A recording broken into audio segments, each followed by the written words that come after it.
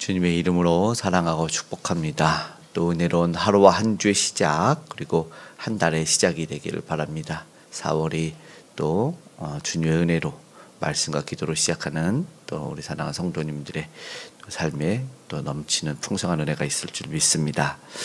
오늘은 또 보니 표제가 모압의 멸망입니다. 우리는 이 시간 고난 주간을 지나고 그리고 부활의 아침을 맞이한 후에 또 주님께 감사와 영광을 돌리고 다시 예레미야로 와서 그의 말씀을 듣습니다. 예레미야 선지자를 통해서 하나님이 말씀하시는 것은 또 무섭기도 하고 또 독특한 놀람도 있지만 중요한 것은 변치 않는 사랑 안에서 기인한다. 이것을 보고 봤으면 좋겠는데, 모압이란 나라가 사실은 출발이 어떠했냐면 우리가 잘 아는 아브라함의 조카 롯으로부터 두 딸에서 한 민족이 나왔는데 거기서 이제 모압이었죠. 모압과 암몬 중에 모압이었는데 어떻게 보면 뿌리가 같은 거잖아요. 근데 그런데도 불구하고 안타깝게 이스라엘이 출애굽할 때 저들을 저주하고 나름 배려를 많이 해줬던 민족인데, 하나님께서는 이스라엘 민족을 통해서 그들을 배려하고 전쟁도 하지 않고 자기들도 이스라엘도 지나만 가게 해달라고 했었으나, 우리가 발람의 이제 비유를 알면 민수기에서 특별히 부올 사건, 바알 부올 사건처럼 이스라엘이 큰 혼란에 빠지게 하고 저들도 우상 숭배를 했던 좀 안타까운 모습들을 보게 됩니다. 결국 그것만 보더라도 하나님을 떠난 백성이 되고 민족이 되어서 심판을 받을 수가 없게 되었다. 오늘 그것은 보게 됩니다. 그렇게 되니 우리가 생각하기에 출발은 좋아요. 출발은 좋고 뭔가 될 것 같은 기도로 시작도 하고 또 뭐 예배로 시작도 하지만 어느덧 하나님을 놓치고 가는 경우가 있어요. 이런 경우는 오늘 우리가 좀 경각심을 갖고 기도했으면 좋겠습니다. 주위에서도 그런 것들을 가끔 보고 스스로도 경험할 수 있어요. 때로는 잘 안 돼서도 그럴 수 있지만 무언가 잘 되다 보면 내가 한 것 같고 교만에 빠지는 것이 우리 연약한 사람들의 습성일 수 있다 생각이 됩니다. 그럴 때 다시 한번 말씀으로 돌아와서 우리에게 은혜를 주시는 분이 누구신지, 또 우리가 어디에 머물러 붙어 있어야 되는지를 한번 생각해 봤으면 좋겠습니다. 징계가 임하기 전에 그래야겠죠. 오늘은 특별히 그렇게 됩니다. 하나님의 의지함이 없고 우상을 숭배하기를 다시 즐겼던 저들에게는 심판이 머물지 않을 수 없었답니다. 3절에서 5절의 내용, 그리고 이제 2절에 보니까 찬송의 소리도 끊어지고 나라가 없어진다 이렇게 얘기를 하고 있어요. 그러니까 하나님이 어떻게 심판을 하는지, 칼이 너를 뒤쫓을 거다 이렇게 말합니다. 그 각 성읍들을 이제 심판한 것들을 나오게 됩니다. 그러면서 3절에서도 큰 파멸이 있고, 모압의 4절에 보니까 멸망을 당하여 어린아이들이 부르짖는다. 이게 이제 전쟁에 나간 뭐 부모님, 엄마도 없어지고, 근데 남은 건 어린아이들이니까 힘없는 어린아이들이 그냥 갈 곳 없어 과처럼 물겠지요. 안타까운 것을 보게 됩니다. 또 우리는 이제 어디에 머물러야 보는데 이런 일이 있는 거죠. 부르짖음이 들은, 묘사를 하죠. 갈 길을 잊어버린 거예요. 어떤 사람이 그 버스에 탔는데 엄마가 어린아이들을 둘을 데리고 정류장에서 내리더래요. 아이들은 엄마 이렇게 하는데 그냥 내려버리더래요, 엄마가. 그래가지고 놀라가지고 어떤 할머니가, 기사 양반 저 엄마가 아이들을 두고 내렸다고 놀라가지고, 그랬더니 그 버스 기사분이 제 아이들입니다 이렇게 얘기를 해가지고 놀랬다고 그런 얘기를 하는데, 그런 일은 있으면 난감하죠.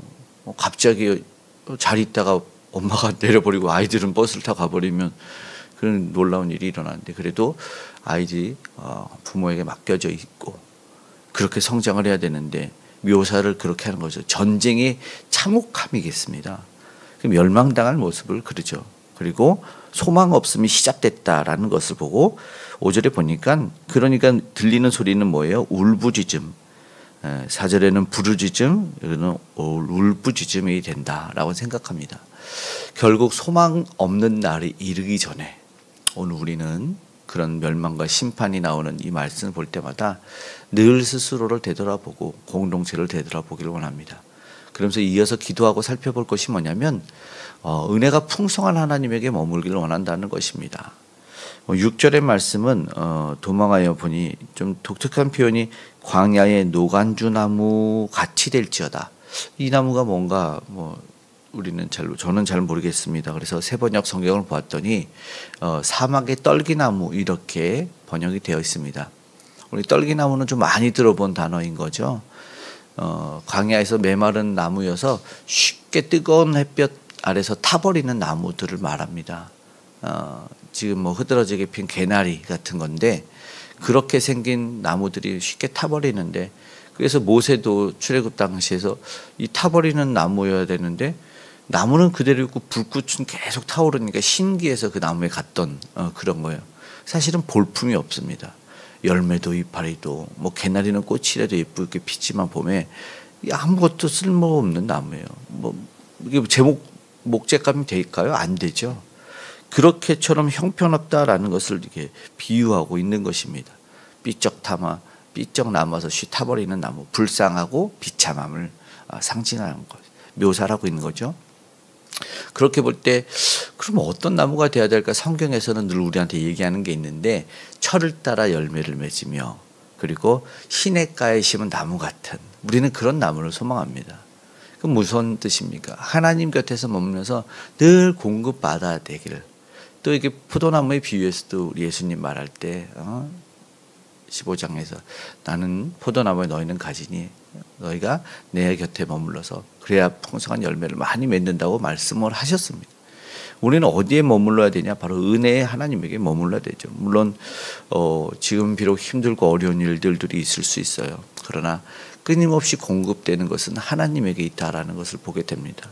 그러니까는 늘 은혜 안에 풍성함 가운데 머물려면 어떻게 시작하냐면 오늘 이런 새벽에 하나님께 나와 말씀을 듣고 기도하고 찬양하는 것처럼 조금 힘들고 지치고 고뇌도 놓치지 말아야 될 것은 바로 말씀과 기도로 시작하는 하루가 될 줄을 믿습니다. 그렇게 하나님께 우리가 내어 맡길 때 감사거리, 기쁨, 슬픔, 문제 모든 건 내어 맡길 때 하나님이 공급하시는 풍성한 은혜를 누리게 될 줄로 믿습니다. 이런 귀한 시간 세상 가운데 타협하지 않고 소홀히 하지 않고 꼭 지켜서 풍성한 은혜를 경험할 수 있기를 간절히 소망합니다.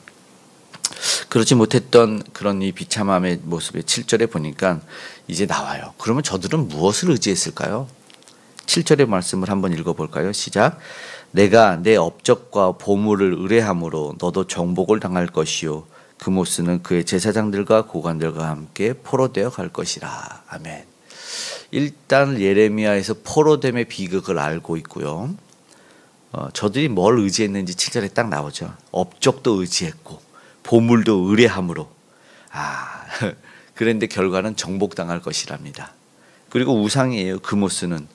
그리고 그의 제사장들도 포로가 될 거라고 하나님은 분명하게 이야기하십니다. 딱 성경에서 경고하는 거 아니겠습니까?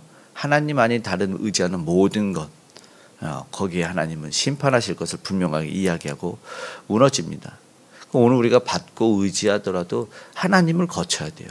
하나님을 통하여 하나님으로부터, 그러니까 뭐가 필요하더라도 다 하나님 안에 먼저 머물고 기도해야 되는 것이 우리가 해야 된다는 것인데 이게 참 안타까운 것이죠. 우상 숭배 아니면 특별히 내가 만든 모든 건 내 안에 내 마음 내 생각에 가장 의지하고 의뢰하는 것이 무엇인지를 점검해 봐서 오늘 우리가 우리 하나님과 관계없다면 수정되어지기를 간절히 소망합니다. 이게 되게 처참합니다. 8절에 보니까 파멸하는 자가 나타난다. 멸망당하고 9절에도 황폐하게 된다. 근데 또 보니까 이것이 심판이고 파멸인데 아는데 이제 방법이 없어요. 근데 10절에 독특한 말씀이 있는데 하나님이 모압을 심판하기 위해서 보낸 심판자, 사역자가 만약에 게을리하면 10절에 얼마나 무서운 건지 몰라요. 여호와 일을 게을리하는 자는 저주를 받아. 그러니까 하나님이 야 너 모압 심판해라 보낸 사역자가 게을려서 심판을 좀 더디하거나 10절 후반부에 있는 피 흘리지 아니하게 하면 너도 저주를 받을 거야 말합니다. 하나님이 뭐예요? 단단히 화가 난 겁니다. 네가 똑바로 심판 안 하면 너에게 책임을 물을 거다. 이게 사실은 당시에 있었던 거잖아요. 간수장이 포로를 놓치면 이 간수장이 책임을 져서 목숨을 끊어야 되죠. 사도행전에서도 그래서 자결하려고 하잖아요. 간수장들이. 이런 일들이 일어나는데 하나님이 얼마나 이 모압에 대해서 화가 많이 나셨는지를 보게 됩니다. 참 안타까운 것이죠. 다시 한번 오늘 말씀을 통해서 이 두려움을 느끼지만 철저하게 우리를 되돌아보는 시간을 가졌으면 좋겠어요. 무엇을 의지하고 있나? 어떤 분을 우리는 쳐다보고 있나를 돌아봐서 우리는 다시 한번 내가 의지해야 될 분이 우리 주님이라는 것을 생각했으면 좋겠습니다. 특별히 우리 부활절을 지나서 무엇을 생각하냐면 우리를 얼마나 사랑하는지를 보지 않았습니다. 목숨을 내어주고 고난주간을 통해서도 우리를 사랑해서 아낌없이 내어준 우리는 그분에게 가야지. 그분에게 우리가 진짜 사랑을 담아 고백할 수 있는 것이 참된 신앙이고 그분이 우리를 얼마나 사랑했는지를 알고 깨닫는 것이 참된 반응일 텐데 오늘 우리가 다시 한번 점검해서 아낌없이 자신을 내어주신 우리 주님 앞에 오늘 우리가 그 사랑과 은혜에 감사해서 엎드리고 허락하신 풍성한 은혜와 복 누려서 철을 따라 마르지 않는 나무 시냇가에 심은 나무처럼 풍성한 은혜의 열매 풍성히 맺는 저와 여러분 되기를 하루와 한 주 한 달 되시기를 간절히 소망하고 축복합니다. 아멘. 기도하겠습니다.